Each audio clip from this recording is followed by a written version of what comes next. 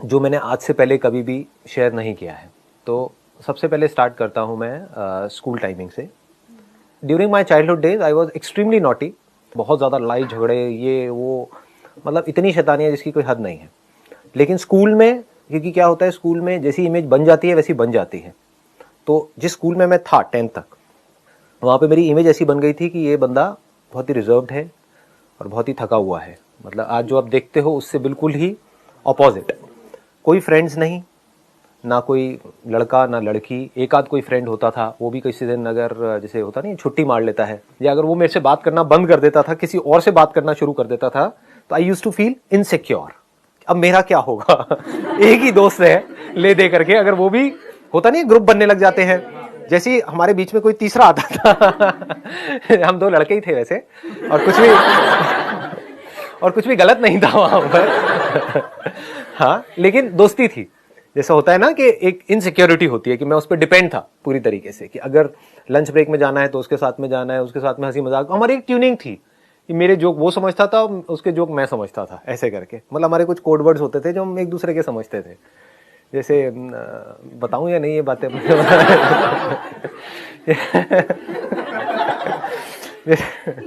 छोड़ो, ज्यादा हो जाएगा। हाँ तो अरे नहीं यार, वो छिछोरा शो करोगे जैसे हमारा एक कोड वर्ड था वो देखेगा दोस्तों हंसेगा जैसे कोई, मतलब जैसे कोई लड़की हमको अच्छी लगती थी, बात तो होती नहीं थी ना उसकी ना मेरी, मतलब हम दोनों ही थके हुए से थे, बिल्कुल ही अलग अलग रहते थे साथ साथ में। तो ऐसी कोई निकलती थी तो चुपचाप मुंह नीचे कर लेते थे और एक दूसरे को बोलते थे ओए नाग ओए कोड था नाग बोलते थे क्यों क्या पता नहीं। एनी हाउ, अगर कभी जैसे उसने बिना बताए छुट्टी कर ली तो मैं इतना इनसिक्योर हो जाता था कि अकेले जाकर के छुप के, हमारे स्कूल में पीछे एक जगह होती थी, वहां पर जाकर के बैठ के अकेले में लंच करता था। क्योंकि अगर सबके पास में आता था तो लोग बोलते थे यार क्यों चेप हो रहा है। जैसे सबके अपने अपने ग्रुप बने होते हैं ना, तो ऐसा लगता था मेरे को खुद को ही कि मैं जबरदस्ती क्यों चेप हो रहा हूँ उनके पास पे जा करके, या फिर वो लड़ाई झगड़ा करना शुरू कर देते थे, थोड़ा उल्टा बोलना शुरू कर देते थे। तो ऐसी मेरी पर्सनैलिटी थी 10th तक।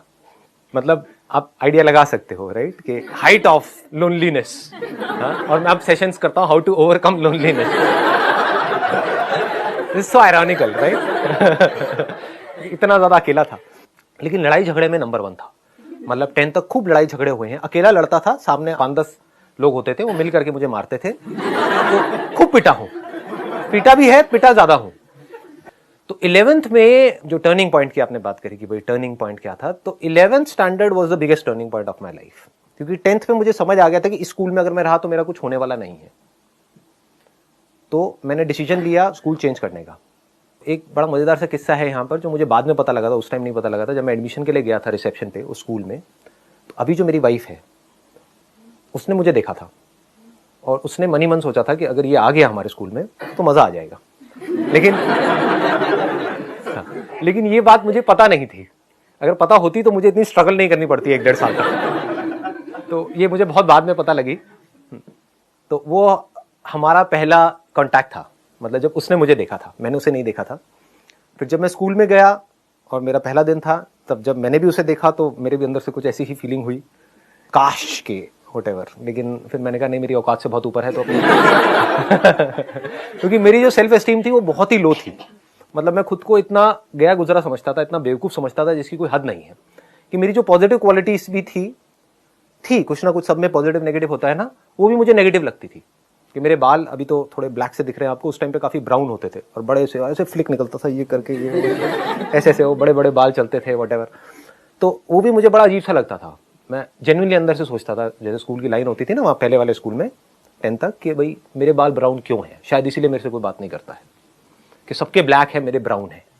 मैं इतना फेयर क्यों हूं। मैं बहुत ज्यादा फेयर था, अभी भी हूं, लेकिन आप लगा सकते हो आइडिया कि पहले तो और भी ज्यादा था, तो कितना ज्यादा होऊंगा। तो मैं सोचता तो मैं इतना फेयर क्यों हूं, काला क्यों नहीं हूं। तो मैं बड़ी कोशिश करता था काला होने की, लेकिन हो नहीं पाता था। पता नहीं क्या डिफेक्ट था स्किन के अंदर या व्हाटएवर। तो आप समझ रहे हो ना मैं क्या कह रहा हूं, कि मेरी जो पॉजिटिव क्वालिटीज भी थी वो भी मुझे नेगेटिव लगती थी, इतनी सेल्फ एस्टीम मेरी लो थी। तो मेरे माइंड में यही आया, मैंने कहा यहाँ तो कुछ होने वाला है नहीं। बट समहाउ और the other we became friends. 11th में 5-6 महीने तक हम फ्रेंड्स रहे थे।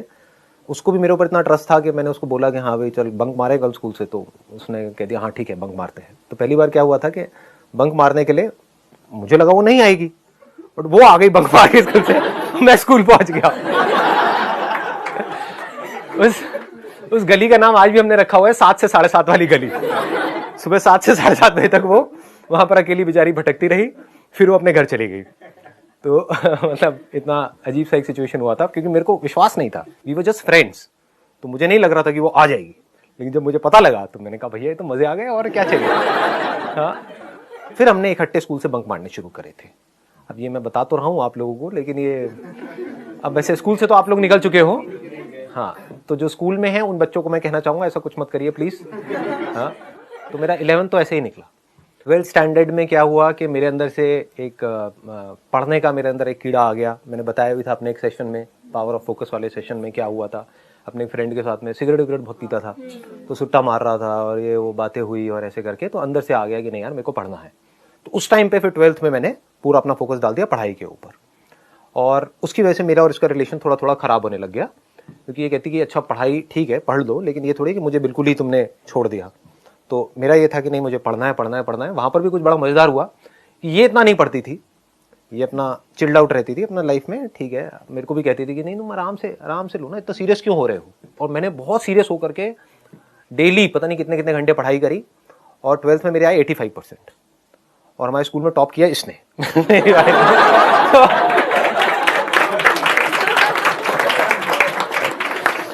और तब भी मेरी बड़ी ईगो हर्ट हो गई थी।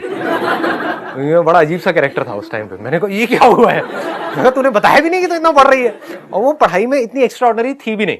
मतलब 11th में क्या हुआ था, उसकी 2 सब्जेक्ट्स में कंपार्टमेंट आ गई थी। ऑल्दो पढ़ाई में अच्छी थी, लेकिन हमारा जो अफेयर था वो फैल गया था पूरे स्कूल में, प्रिंसिपल तक और यहाँ वहाँ। तो उन्होंने दिमाग लगाया, उनकी स्ट्रैटेजी थी हमारे स्कूल वालों की उधर की, कि जब भी ऐसा कुछ हो तो एक को बाहर कर दो स्कूल से, समझ गए। तो मेरे को बाहर करने की उनमें हिम्मत नहीं थी, क्योंकि मैंने एक बहुत बड़ा कांड किया था 11th स्टैंडर्ड में, तो वो पूरे स्कूल में सबको पता था। Do you want to know कि क्या कांड किया?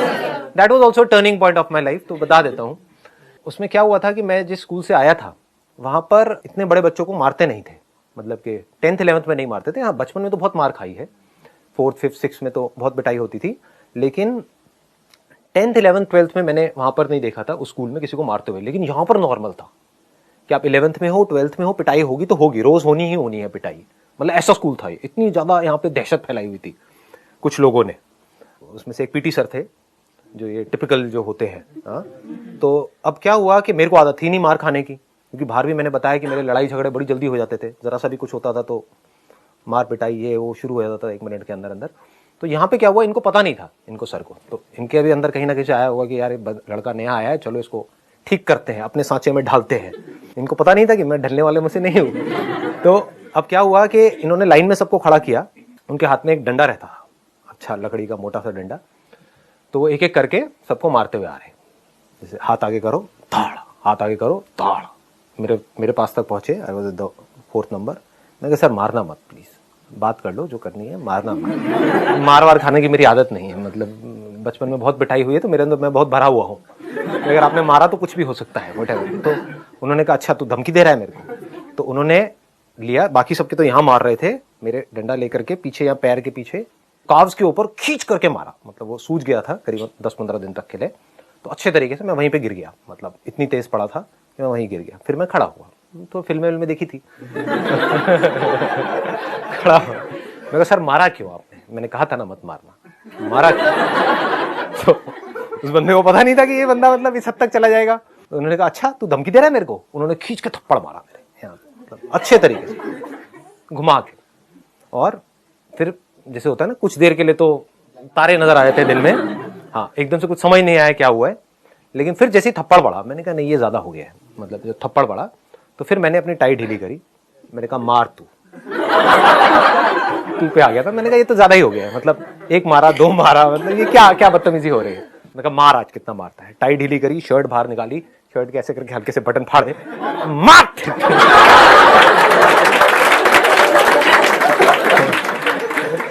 तो अभी मैं बहुत धीरे बोल रहा हूं, बट आप इमेजिन कर सकते हैं मैंने कैसे बोला होगा स्कूल के ग्राउंड में। और भी जो स्टैंडर्ड के जैसे 12th के और थे लड़के लड़कियां, वो आ गए, एकदम से सारी भीड़ आ गई, मतलब सब लोग देख रहे हैं कि क्या हो रहा है। और बहुत तेज मैं बोल रहा था, मतलब बहुत ज्यादा एक लाउड वॉइस में, मार तो कितना मारेगा। और फिर मैंने देखा, मैं भी यहाँ से कांप रहा था, क्योंकि हालत तो पिटाई के बाद में अपने आप ही बॉडी कांपने लग जाती है, ऊपर से गुस्से से बॉडी कांपने लग जाती है।